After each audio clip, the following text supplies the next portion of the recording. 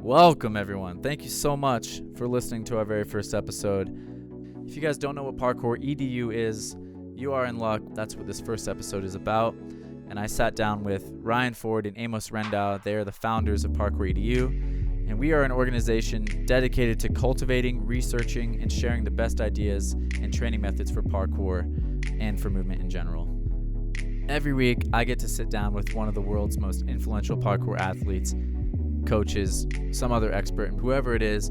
We're going to get to pick their brain, have a nice conversation. You guys can listen in. We all get educated, inspired, and entertained. It's going to be a good time. If you guys want to get involved, if you want to help me, tell me who I need to get on this podcast, or tell me what I sucked at or what I did really awesome at on the last episode, subscribe, go to ParkourEDU.org. We're going to be releasing an episode every week, every Tuesday, so check it out. Subscribe on iTunes or on SoundCloud. We already have a few episodes out as part of our launch, so you can listen to those ones as well.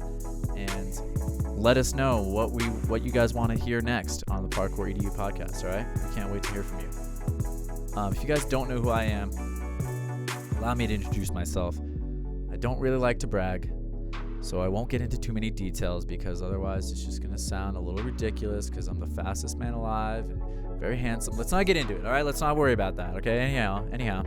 Some people know me from competing in parkour speed competitions. I've done a lot of those over the last few years. I've been a part of Apex Movement's pro team for the last couple years, appearing in a lot of their videos, and working directly at Apex Movement headquarters in Boulder with Amos and Ryan, our guests today, on a lot of their biggest and greatest projects. Just been involved with Apex Movement for about 5 years now. And I've also co-founded my own company, I should say, MERM. I love it very much. It's very near and dear to me, so please check it out if you get the chance. More recently, I've done some projects, collaborated with MERM and Apex on a tour through Europe, doing a documentary around parkour, so look for that at the end of the year. And also, I worked with Storm recently on their tour through America, so I'm going to be in that video whenever that comes out. So that's me. I think I'm done. I think I've wasted enough air on myself. But as far as our guests go, we have Ryan Ford and Amos Rendao, of course, on the podcast. These guys are my friends, but they're also some of the most important figureheads in the Colorado parkour community, and even beyond that. These guys have over 20 years of combined training experience, and they've both worked at becoming a leading voice when it comes to a scientific approach to parkour, learning the best methods and sustainable methods. Ryan especially is focused on strength and conditioning for parkour. His YouTube channel, Demon Drills, has over 37,000 subscribers, where he focuses on certain body mechanics and certain exercises you can do to improve your performance. Amos has been a champion of parkour chemi, or learning how to fall properly in parkour. That's been a huge project of his, as well as more recently a parkour randori project that's working on exploring live action training and real time sensitive challenges or emergency situations. We're going to have both of these guys back on the podcast in their own individual episodes, so we'll get into more details about their specific accolades then. But for this episode, we really focused on what ParkourEDU is about, and these guys kind of explained the reasoning behind taking their Apex Movement brand and expanding it beyond that to this new organization in ParkourEDU. So please enjoy this episode. Subscribe so you guys can get more feedback and more episodes in the future. We got a lot of great guests coming up. Here is our first episode, again, with Ryan Ford and Amos Rendao. Woo! Welcome. I'm sitting down with Ryan Ford and Amos Rendao. These are our guests. Hi. These guys are the founders of ParkourEDU. Yes, I am here. I am your host, Brandon Douglas, and I'm trying to make a name for myself. Yeah, he's being modest here. This guy has podiumed and won many major competitions. You shouldn't even say podiumed. He's been first place at like the last 6. You had a streak there of like 3 or 4. I had a hot streak gone. I did. 3 or 4 big ones in a row, first place. Also part of the hottest boy band, MERM.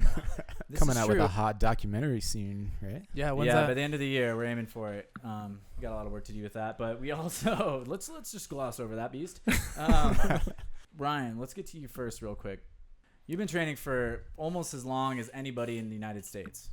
I guess you could say that. I mean, I have you listed here at over 11 years. Yeah. Double that. I think, double it. Double it. Yeah, like about 22 years, actually. Jesus. That's impressive. And you're also famous as the founder of Apex Movement, at least, in these circles. Amos, we're getting to you now. You've been training not nearly as long, so you don't have any credibility in this room. I taught him everything he knows. That is you not consider yourself true. a pupil of Ryan Ford? And do you bow to your sensei? He's my I'm son. a pupil of the School of Hard Knocks. Oh, damn. Ryan taught me how to hurt myself 9 years ago, and I had to learn on the I streets. thought you claimed to be one of the most injury-free dresseurs Ooh. or parkour practitioners. It's true. So pay respects to your master. It's true. I saw him hurt himself a bunch, and that's Actually, what kept that me was safe. one of the first times he was ever hanging out with me. He saw me take a gainer to the head. Oh my God, I almost forgot about that. Yeah, I actually had to take care of him. I had to sit him down, give him some water, Rub my whisper sweet shoulders. nothings in his in his ear as I rubbed his shoulders. It was. You've also trained in a lot of different communities around the world. We talked about Helms Deeper in Europe, but you've been in many places. Yeah. I've had the opportunity to travel a lot. I've taught and trained with communities in Japan, India, France, Canada. And as I understand it, it's part of the reason. I mean, obviously everyone likes traveling, but you made it your business in a way to try to learn from these communities, so you can bring their principles and ideas to your own curriculum. And I think a lot of the Apex Movement curriculum and training systems are very based off of my experience with so many different communities. I'd just like to chime in on that. I think that's kind of a key point about what we're trying to do here with ParkourEDU and Apex is, all funny intros aside, I think we do really try to be open-minded and collaborative and considerate of many different opinions and perspectives all over the world, because if you can be open-minded and take feedback and take ideas from everywhere and take the good, take the bad, learn from it all, then you can make something pretty amazing. So that's what we try to do here. Awesome. Yeah, most definitely. And building from that point, you guys have had a successful company in Apex Movement for since 2006 the program started, right? Or was it called Apex Movement back then? 2006, I guess. It kind of started out as the quote-unquote Colorado Parkour Academy. Teaching out of other gyms for a couple of years until we had our own space in 2009. So you've grown for almost a whole decade now. And what drove you to expand? Like why are we now moving out of Apex Movement, and what drove you guys to found this company in ParkourEDU? What's the story of this brand? Like what was the solution that you guys needed to provide over here? I think our experience over the last few years has really had to do with an onslaught of emails and just asking for help. And over time, we realized there could be a win-win situation in us helping other people live their dreams, opening up another gym, or through ParkourEDU, offering a lot of the online educational materials and creating higher standards for coaches and gyms. So it was just really born out of a lot of people asking for help and us being in a position to do so. Yeah, I guess the first thing here is Apex Movement, which is our gym. And you can kind of think of that as the physical location. Like you guys can come train here at Apex and learn from us in a physical location.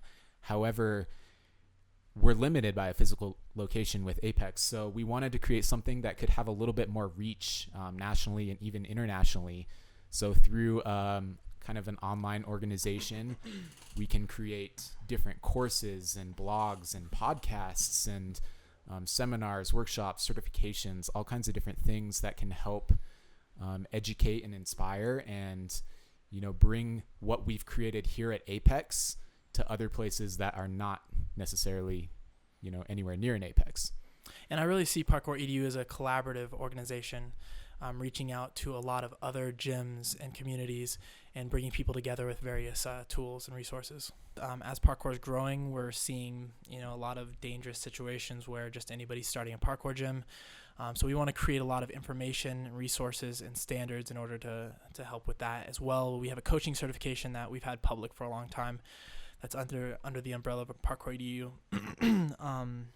Apex Movement it's like your canary in the mine to test these theories out, and it makes for in a way like it's basically our lab. Collaborate. It's our lab. Yeah, Apex is our lab. We test things out here. We learn a lot, as well as traveling. We learn stuff from everywhere and different people all over the world.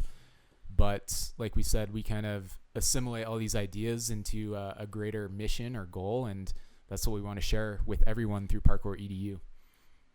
Have you guys gotten any feedback? Like, what's the response been like? I know it's been sort of a long time coming. There was issues with the website being created that I've been privy to, and it's sometimes you just run into a lot of obstacles, pun intended. Yeah, I think to overcome in business as well as parkour. I think we actually came up with this idea for ParkourEDU like a couple years ago now, and maybe more. Yeah. Yeah, I mean we're about to launch. It took 2 years because of, like you said, many obstacles, not just parkour related, but business, entrepreneurial obstacles. Like that's what we're dealing with as well, and building a website, working with different companies. These are just things that we had to overcome to make this idea a reality. Any negative feedback, any concerns from the fans or your audience, your Apex Movement audience that you guys experienced, or is it generally just curiosity? Yeah, I think a lot of people are just confused and curious about what this is and what we've got kind of up our sleeve, because we've been sitting on a lot of really great information for quite a long time, and we're very excited to launch this thing. So yeah, I think we over teased maybe a little bit. Over teased. At least anyone out there who felt over teased, we apologize for making you a little aroused. It wasn't on purpose. Maybe it was. People like to be teased, so. Yeah, in elementary school they do. But no, I'm just kidding. Whoa. Somebody had a rough elementary experience. Hey, man. Hey, and we got some laughter in the background. Why don't you just simmer down? Who is that? Don't worry about him. What exactly are you guys going to provide? Like, what's this website going to look like when it's launched? Lots of things. Blog posts, podcasts, lots of free content. So research papers. For those of you looking for some good free knowledge, free resources, it's going to be a lot of that. Tutorials, yeah, lots of tips, advice, guest posts, guest speakers, but community resources to collaborate as a community. Yeah, and we are also currently in the process of turning our entire intro curriculum here at Apex into essentially a digital course. So for those of you out in India, Brazil, Australia, wherever you may be, if you don't have access to a good parkour coach or gym, you will be able to log onto our site, take this online course, experience the curriculum that we've honed over many years here in Colorado, and just kind of working off your smartphone, videos, PDFs, various things to help you out. You can go out to the park and just learn how to do this stuff with our guidance. So we're pretty excited to launch that. Hope you guys learn that stuff, on your own. Of course, it's not as great as learning from somebody knowledgeable, experienced that is near you, but we want to provide some of that guidance as well. Real quick, what's the purpose of this podcast? And why are we doing this? Why are we sitting down in a room talking to people other than the company that we enjoy?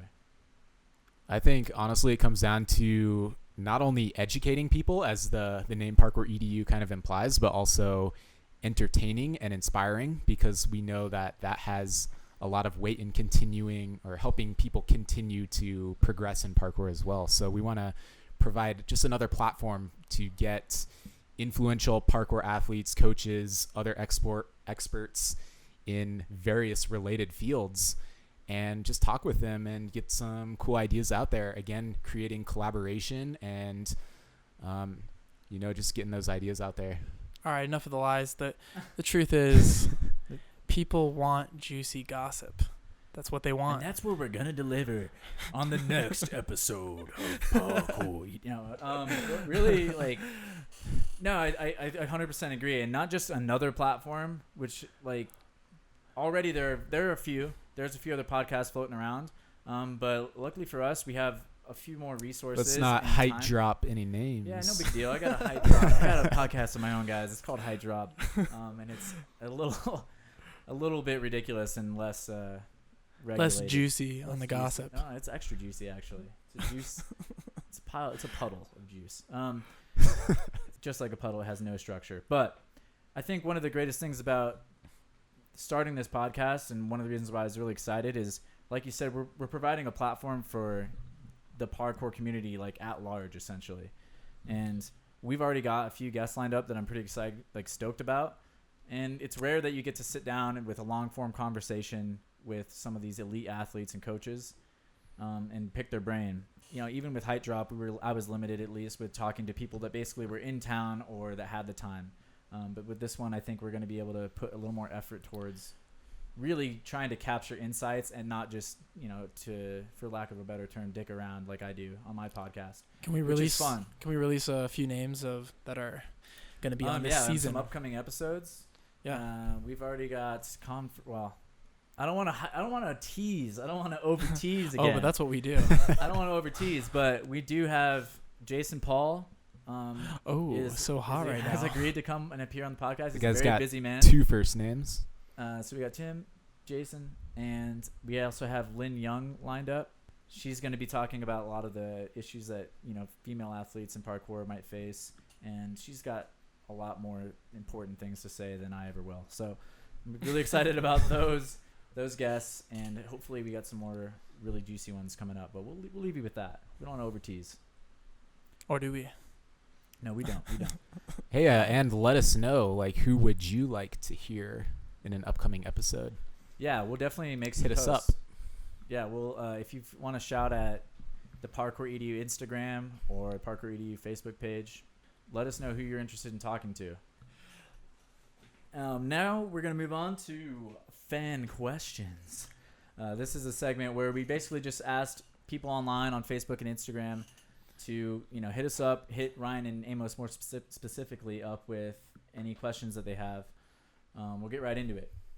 Adam McConnell was our first question here. He asks, origin stories are always interesting for me, and for the first podcast, it seems appropriate to ask, how did you, meaning me, Ryan, and Amos, meet, and when did we first start practicing parkour? I just met Adam McConnell, actually, up in Alexandria. I was teaching some workshops up there. Good guy. Wait, where is he out of? He's out of Baltimore. Oh, okay. All right, origin stories. Well, I guess I should start with this. Should you? I guess I should. Should you? No, go ahead. I don't even know what I'm talking about. So, let's see. So first, start with how did you Okay. first start practicing parkour? All right, and then you can talk about when you met me. All right, I wind my way into your story. Yeah, I'll give Ryan a little bit of credit. Okay. Yeah, he taught me at first. Are you happy? I discovered parkour classes. So I was originally Ryan's pupil, but our relationship was only professional. We didn't talk to each other. He didn't even, you know, pay any attention, look my way. Was he good? Didn't do that to many people. Was Amos a good student?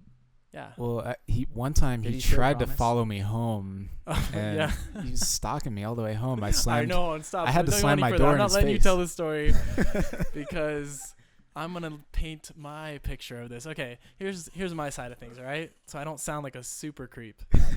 Okay, it turns out I'm learning parkour from this guy Ryan, and I see him on campus walking home, and I have a weird sense of humor. I thought it would be funny to follow him using parkour, very, you know, with stealth, so he didn't know I was there. It was funny to me, and it just kept going on and on. You know, I got in so deep I couldn't stop. And how long did this go on for? Well, I think about it's probably a good 10 half minutes, mile.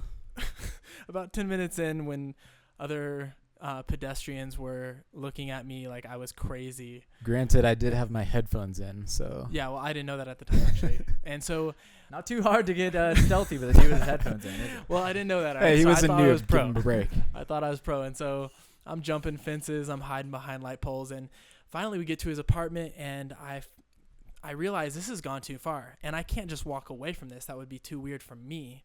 So I tried to stop him before he went into his apartment, and I yell his name, and he doesn't stop. So I run to catch up with him, and I get right to where he is entering his apartment, and I yell his name again, and he slams the door in my face. Boom. In your face. And his roommate happened to be sitting on the couch and watched this whole thing. And so his roommate goes and gets him, and he comes back to the door. And I thought it wouldn't be funny if I told him the story. I haven't gotten rid of him. So I thought it'd be funny to tell him. It's very Wait, no, telling. I haven't gotten rid of him.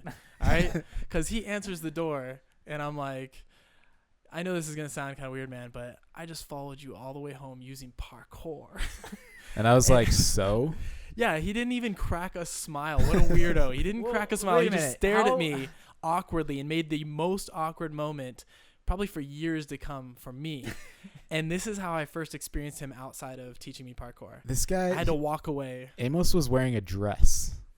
I was not wearing a dress that day. Yeah, you were. I was not. Oh my God, it goes deeper. We're getting deep, guys. Wait a minute. That was the second time. How do you follow someone? Wasn't he just like walking on the street? How do you need parkour exactly to follow him home? I was just walking home from campus after a class. So it was a lot of just There's a lot of walking on the fences. sidewalk? It was a lot. Okay, fine. There were was just, some walking. You were like as a predator, kind of like from a distance, though. Yeah, what you're yeah, saying. pretty Okay. much. But that was our first interaction outside of him just strictly a professional relationship.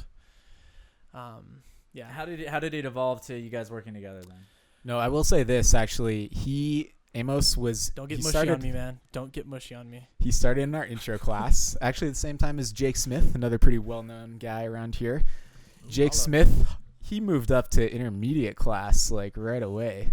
Whatever. Amos, on the other hand, could not do a pull-up, so he had some work to do. But I will say this. Amos was the guy in class. Like, you see beginners like doing exactly what you tell them to do. They follow your orders. They, do exactly the vault that you say and this and that. But Amos, when we would run a course, he was the guy like climbing up into like on top of the basketball hoop, like this sketchy, wobbly basketball hoop 10 feet off the ground that nobody else would even think of, like trying to climb up on and through and over. And he was that guy. So from the start, he had that really like creative kind of unique perspective that I think like he still carries on now, like through the Rondori and Ukemi, and just like adding creative things to the world of parkour. So while he still had work to do and get his pull-ups, actually after like 6 months, you had 45 pull-ups or something. Thanks, man. This has all been very touching. Yeah, there's a tear. Amos's cheek eventually, right now. You guys can't see it, but eventually he worked his way up into intermediate class. It was a hard-fought battle, but he's still struggling. We started kind of a very like informal instructor training program. And Amos was like the first guy to be like really proactive and just really wanted to get involved. So he was the first guy, I think, to finish that kind of like apprenticeship or first certified instructor in right? the Western Hemisphere. The first additional coach we trained up. Like, did you know then like that you were gonna dedicate a huge amount of energy in the next 10 years of your life towards parkour, or what? No, actually, What drew you in? What made you decide to be so Ryan and I actually and, get in Ryan's life. In Apex actually, Ryan and I had a breakup soon after. I went to France and rode my bicycle across for a couple France. Years. So he actually thought I was gone for good, but I ran out of money and had to come back. So I got to make those big parkour bucks, huh? All right. That's the basics on how we met. I have a super sentimental story there, but. Moving on, how does Brandon get into this story? Wait, hold on a second. Ooh. Before we get on to me, what is your origin story a little bit? We talked a little bit about it, but you started when there was virtually no one doing it. So yours especially. So that was 2004. I was a junior in high school, still playing high school football at the time. And at the same time, getting kind of burnt out on playing football. And me and a bunch of my buddies just wanted to learn how to do a wall flip. Like, just one of those things. Like, who knows where that idea came from. But we find ourselves after school one day, standing outside of the school library, brick wall, nice grippy brick wall, grassy, soft landing. We're like, all right, guys, who's going to try it first? And, of course, everyone's like a little freaked out. Nobody knows what the hell they're doing. But my buddy, Rithi, he steps up. He's like, I got this. And he takes 2 steps up this brick wall, falls down flat on his back, and he's like writhing around, rolling on the ground, gasping for air. We're like, oh my God, like, holy shit. And eventually, like 5-10 minutes goes by. He stands up, shakes it off. He's like, all right, I'm good. I got this. This time I got this. And he takes 2 steps up the wall again, miraculously like pulls the backflip around, lands on his feet, stomps it. There's something about that when you do the worst bail possible, I feel like. Yeah. You're not scared anymore. You're like, well, the worst thing that could have happened just happened, and I'm still okay. Yeah, so this I don't know guy... why, but I think skating mentality, for me, that kind of like applies, but go ahead. Yeah, this guy just stood back up. He nailed it. But I will say, after seeing all that, none of us, like, we were all too chicken to try it after seeing that. So we ended up going online, searching for like a wall flip tutorial or something. Came across random websites, tricks tutorials, urban free flow, various parkour type, like, you know, the old school videos. This was actually before YouTube. So I was downloading videos on my parents' dial-up modem and watching them in the morning after they'd finished and just going out and trying some stuff. I couldn't find anyone who did parkour in Colorado at the time. And so it was just me, like, training at Red Rocks Amphitheater and running the steps and being like, I should try some of that stuff. So, you know, granted, not the safest, smartest way to go about things. My progress was pretty slow. Luckily, I was fairly athletic, so I did pick it up, I guess, quicker than some people, but definitely not the best way to go about it. So the next year or two went by, and that's when I kind of naturally found myself in that leadership position to teach newer people getting into it. And then does that struggle kind of like frame how you've become such like an educator in parkour? Is, you know, I think having to deal with figuring all this stuff out for yourself, does that kind of for sure drive you to try to help people along so they don't have to do that? Because I mean, I didn't really have to do that. I was one of the newer generation of athletes that curriculum existed when I started doing like parkour. Yeah, like one example is the first time I ever saw a wall spin, my mind was blown. Like, actually, a lot of the parkour community internationally had never seen that move, and we were all like, oh my god, like, what is that? Holy, like, how do I do that? So I remember stacking up the couch cushions in my parents' basement. I was like running at the drywall in my parents' basement trying to do a wall spin, just splatting onto the couch cushions over and over and over. Eventually I got it, but it probably took like a month or two till I could do it outside. And this is like a move, the wall spin, we can teach people at our gym here in like 5 minutes. You know, I've seen people learn that so fast now that we actually know what we're doing. So I think, yeah, struggling a little bit, that helped me figure out how to break things down, be more methodical. I actually do consider myself a very cautious person. So I was never just kind of like hucking it, and like I wouldn't consider myself natural at parkour. In fact, I consider myself to suck at it, and that's part of the reason why I've stuck with it. So yeah, I think, you know, after a couple of years I started teaching, and that's where Amos came into the picture, and I'll let you guys take it from here. Yeah, we're going on. This is kind of a long answer. It's all good. Question, my story is efficient. Okay, let's hear it. Power Rangers, Ninja Turtles, Jackie Chan. There 6 words. Like, that's all you need to know. I think that goes for a lot of us. That sums it up pretty well. Yeah. I never actually watched Power Rangers, though, because my mom thought it was too violent. So when she'd catch me watching it, I'd have to like turn the TV off. Pretty weird. Back to Adam McConnell's question. Originally, like, what are these origin stories? When did you guys first meet me? Do you remember it? I definitely don't have any memory. Yeah, I don't make much no of an imprint impression, on my life. I do remember my first parkour classes. Basically, I was in, this is a little piece of gossip for you guys, a little piece of parkour history. I was lucky enough to have gone to the same and grew up in the same community rather as Amos. So I knew his brother. His brother and my brother were really good friends, and I'd always been drawn to movement, and I'd kind of seen parkour, I think, on television when I was younger. So when I realized that there was a community in Boulder when I was attending CU, which Ryan is also an alumni of, University of Colorado, I heard there's people doing parkour, and I was like, oh, I'm definitely going to at least show up and jam with these folks. And then I quickly learned that Amos was involved, and Amos is my friend's brother's, or my brother's friend's brother.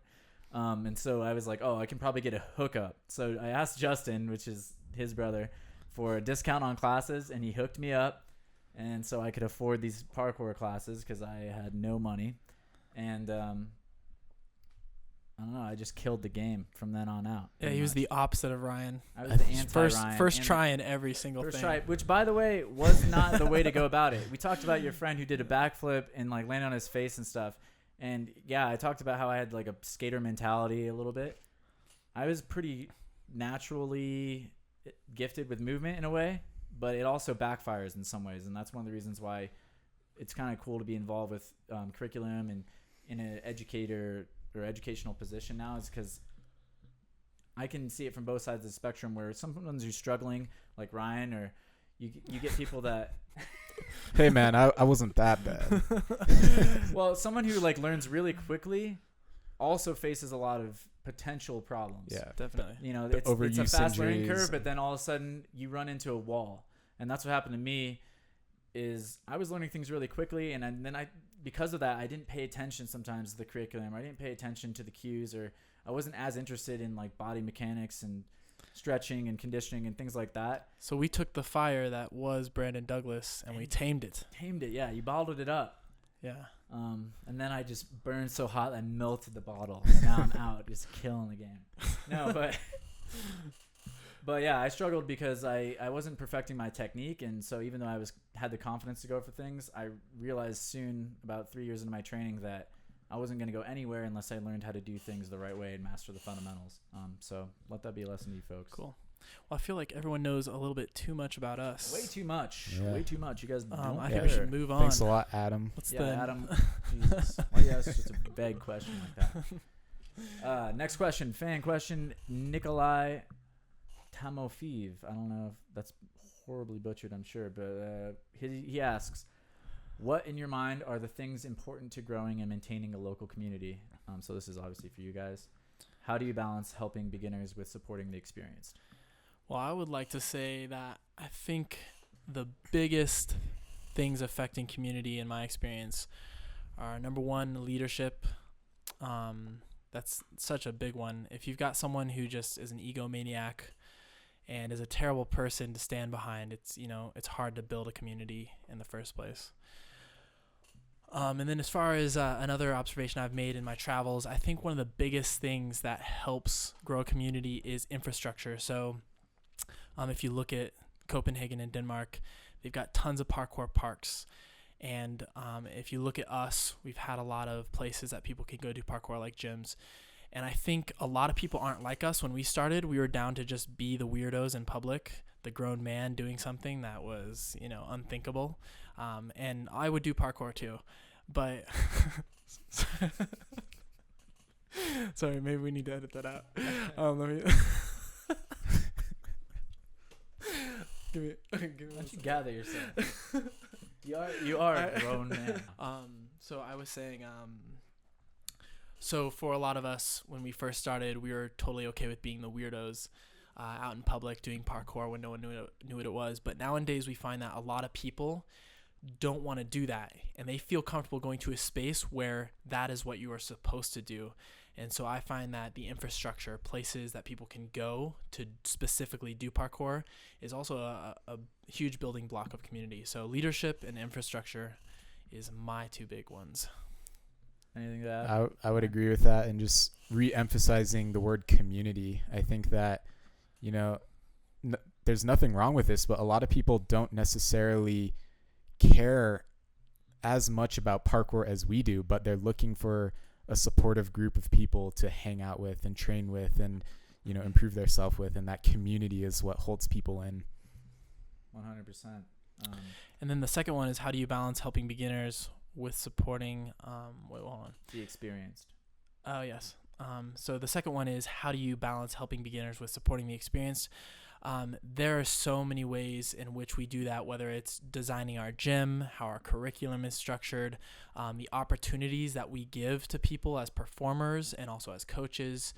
There are a lot of different aspects, but basically we design this educational facility to have all of the shapes necessary to teach beginner curriculum.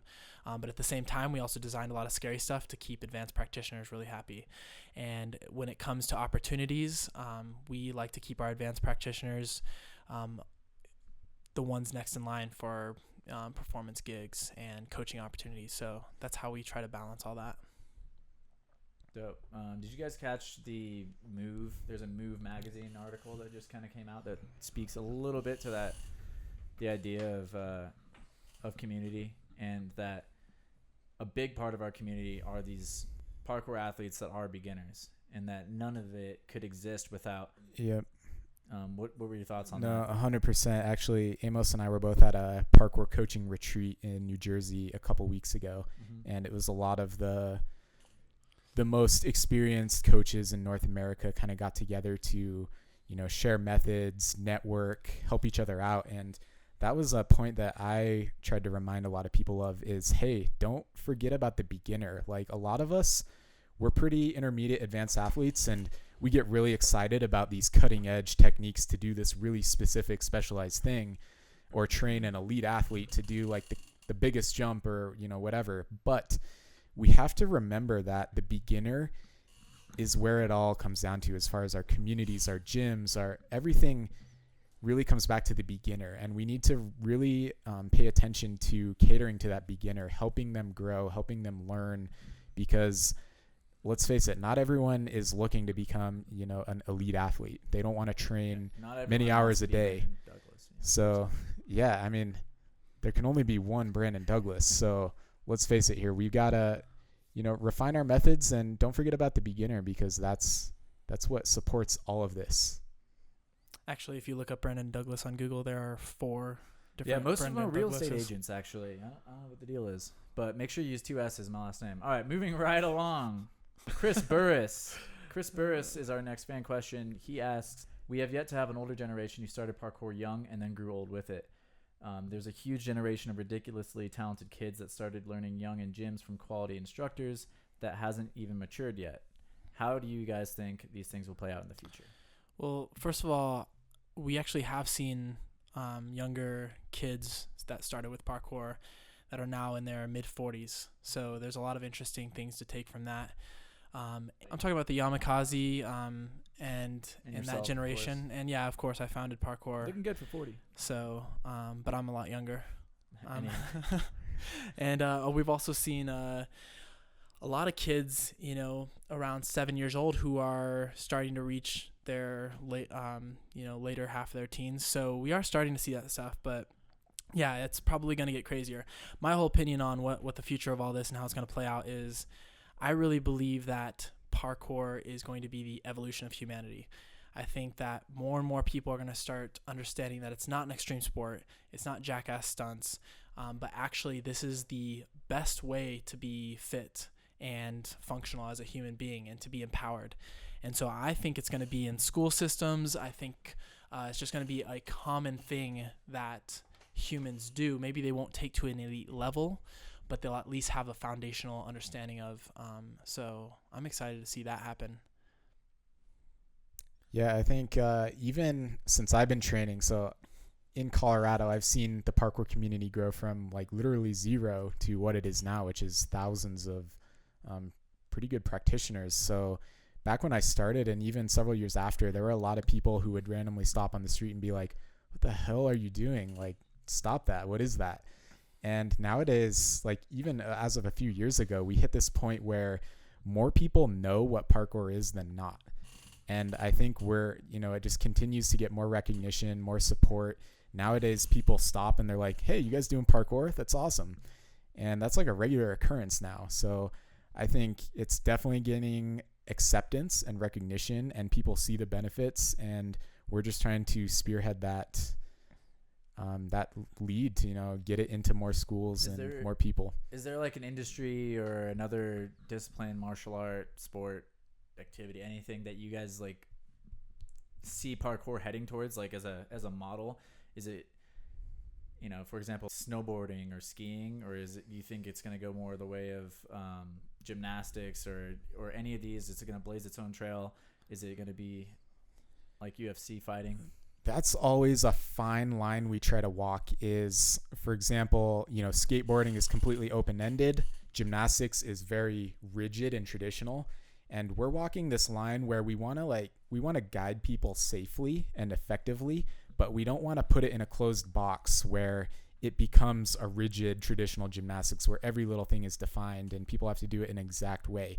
We want to, lead that creativity and inspire that and maintain a lot of these really cool kind of open-ended exploratory values of parkour, so that people can maintain all those benefits that we experienced. Like when we started, we learned how to face our fears and see things in a new way and solve problems without somebody just simply giving you the answer.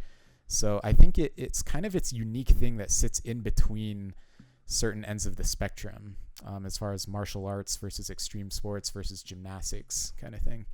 All right, moving along. Richard Faraday is our next question. He asks, do you think there are any parkour movements, in quotes, that are yet to be discovered that will one day become considered as fundamental? For example, there was a time when strides weren't really a thing, but now you can't really imagine the sport without them. Yeah, I definitely feel that way, especially over even just recent times, seeing new things come out just that no one really saw coming. Personally, I discovered what I call the Schrodinger's cat about 6 years ago. Yeah, don't laugh. I can see you trying to hold it in over there, but Schrodinger's cat.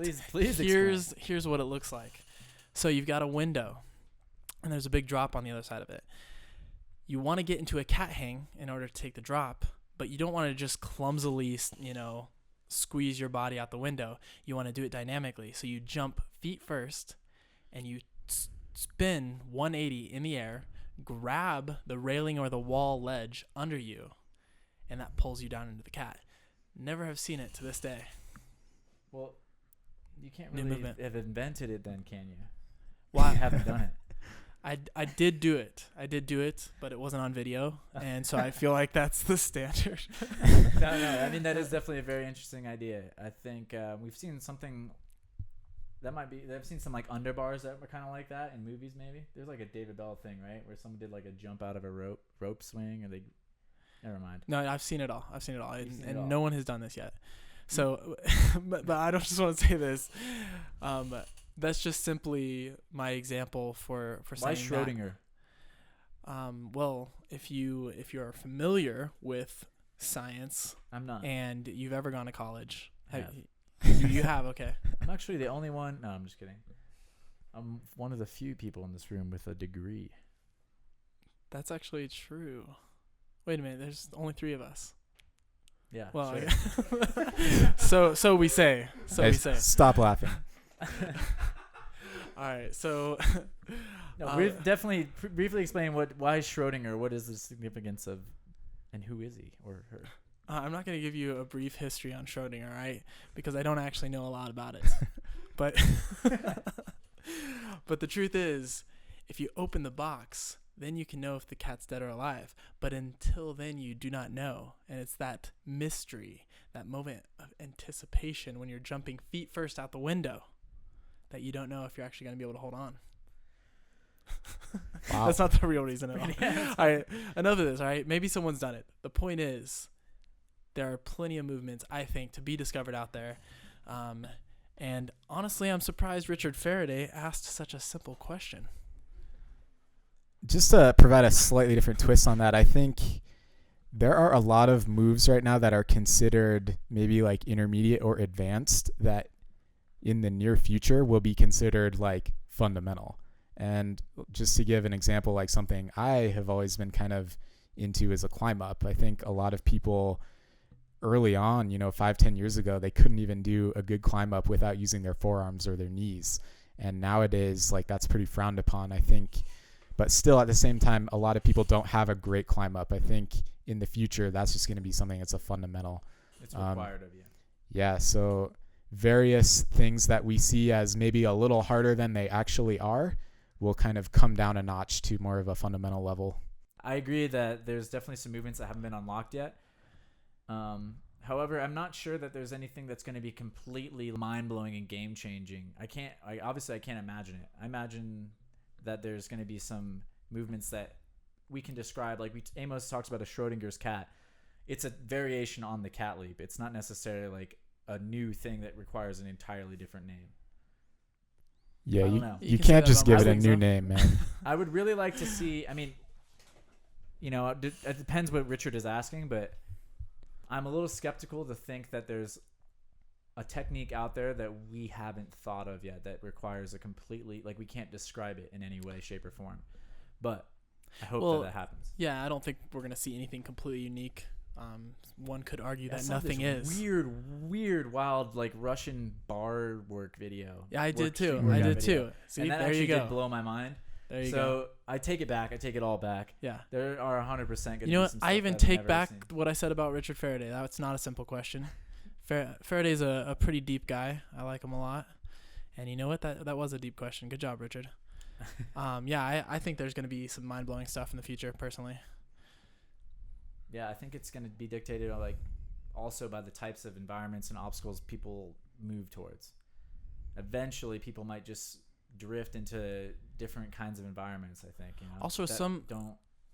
We typically think about walls and rails and stuff like that with parkour, but someone's going to think outside of that and also might influence their movement. I think that some of these unlocked movements are only really unlockable by having ridiculously high level of skill, maybe across like 4 or 5 other techniques that might blend into something new, but you'd have to have such a high level of skill. So we might not even see that until people are at a skill level we can't even presently I think you see fathom. sparks of that in for example, Pasha is well known for being one of the better free runners in the world.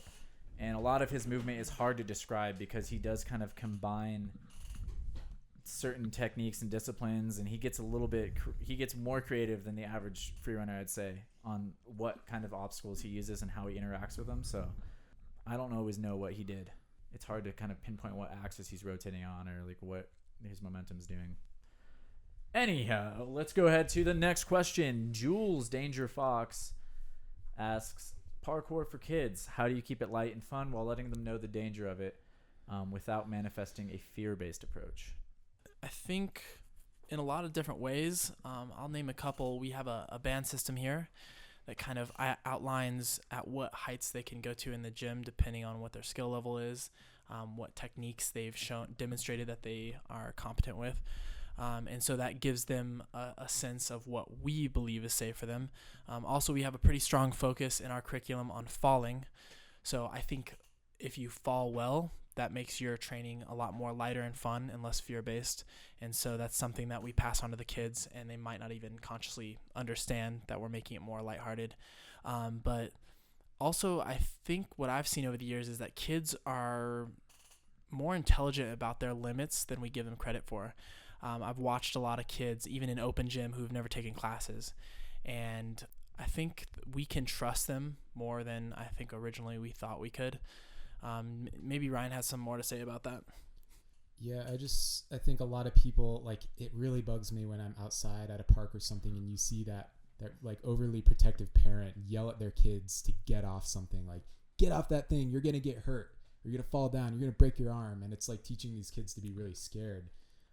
But those parents aren't giving them enough credit. I think, like, of course, every little kid does parkour anyway. They are more in touch with their bodies than most adults are. Like, I'm actually way more scared to watch adults try some of this stuff for the first time. Kids they're kind of bouncy. They're still made of rubber. They are resilient. They bounce back, and they are smarter than we give them credit for. So there's that to keep in mind. Of course, you do want to guide them. You want them to be safe. You want them to be smart. And like Amos was saying, that's what our band system helps with. But as far as, teaching them as well, the main difference is rather than teaching them every little detail related to a technique, it's more about challenge kind of based activity. So, hey, I bet you can't climb up that thing, or I bet you can't get it from here to there without touching the ground. I bet you can't complete this course in less than 20 seconds. Just giving them little challenges where they can test themselves or see if they can do it. That's what a lot of kids really dig. And ultimately, just making an example of one kid by dropping him from somewhere really high every few months keeps the other kids on their toes. And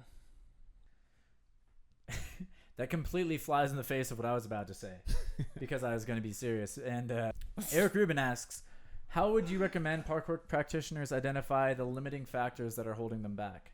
And by the way, Eric asked a lot of questions, so we're going to try to hit these rapid fire. All right. Well, rapidly, I would say that one of my favorite ways is through games and courses. I find that if I ever don't understand my own limiting factors, or I'm kind of stuck in a rut in my own progression, running an obstacle course can quickly show me some weaknesses of mine, or playing a game of add-on with friends.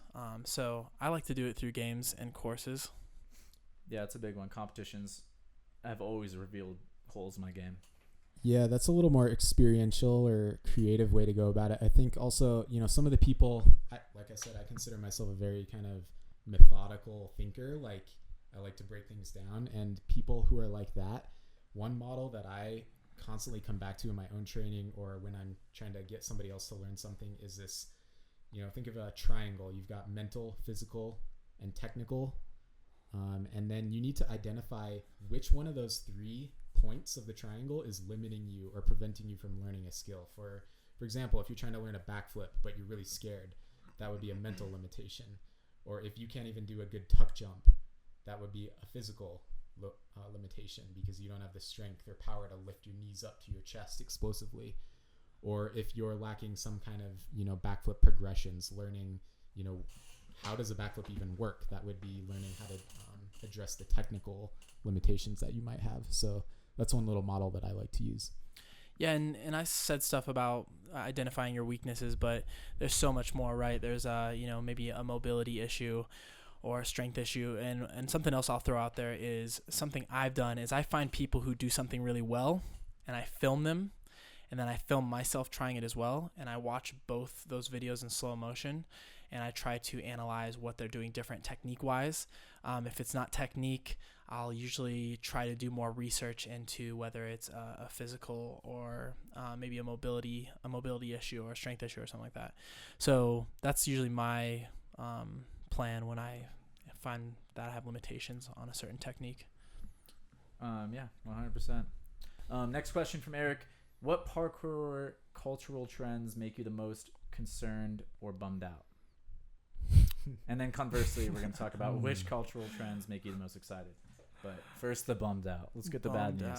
What bums you out about parkour these days? I get bummed out when people who don't understand parkour, that don't have a passion for it, see it as simply an opportunity to make a buck, and that's fine, whatever. But then they actually try to put themselves in positions that make a really big impact on our community as a whole. That bums me out. I'd rather those kind of people not be in positions of power or be trying to be in positions of power. That's a trend. That is a bummer. Well, you just bummed me out, man. Yeah, I'm pretty sad Thanks too. For that. Let's pick things up. What cultural trends excite you guys or make you optimistic for the future? I think we just went to an instructor retreat, and I'm excited about seeing more of that go down. That's I think a really cool. I think it just kind of comes with the nature of anything, growing up a little bit. There's a little bit more maturity and stuff. Some people are coming into their own as far as leadership goes. They're guiding their communities a little bit better. People are actually getting really interested in what are good progressions and what are good methods of training. And, that's just something we're trying to contribute our best to as well. So I'm excited to be a part of that.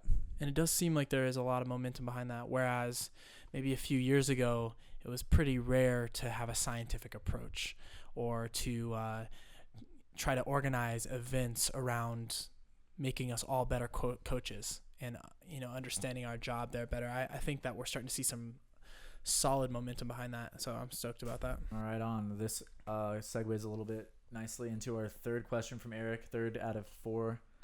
Eric asks, what common mistakes do you see in novice parkour coaches? Of course I'm going to say this, but I've seen, and it's getting better, but I've just seen such a huge lack of offering up the ukemi, the falling techniques, before students are in a position to fall.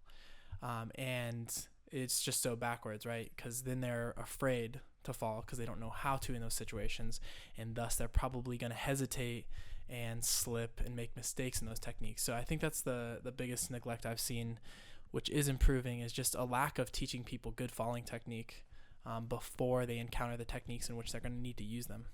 Right. And just lack of progressions in general. Also, I see this trend where I think a lot of new coaches start out really unconfident. They think they don't know anything. And then after a little bit, maybe a few months or a year, a couple of years of coaching, they think they know everything. And they've almost forgotten that they are still a student as well. And then, it's kind of the more you know, the less you know.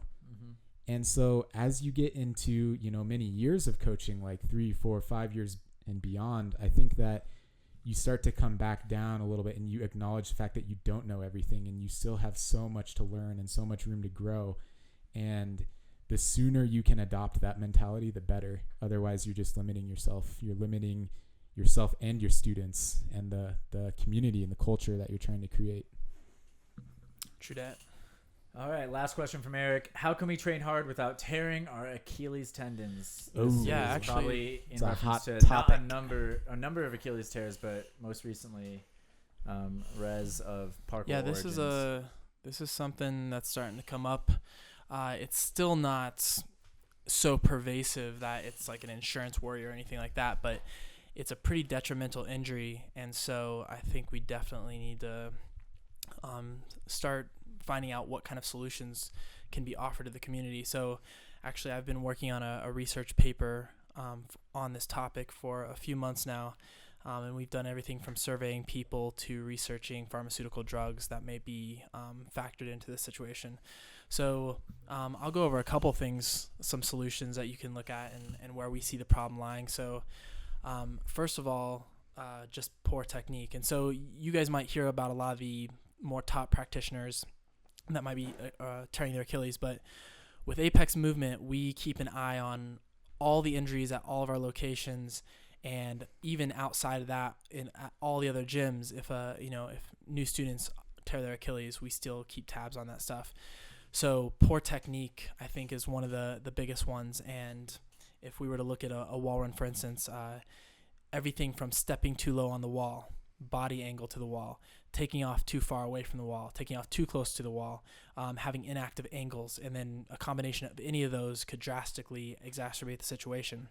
And what's scary is a lot of people don't understand that, and you've got coaches teaching wall runs without that important information, which is why this research paper is going to come into existence soon, is to help coaches take note at some of these things so they can avoid them. So you've got poor technique. Also, something we were talking about before was the whole idea of specialization in a short period of time. So if someone's spending a lot of time on tic-tacs and wall runs and they're putting in a ton of work in a short amount of time, their tendons might not be ready for that sort of duration. Maybe, Ryan, you have something more to say on that?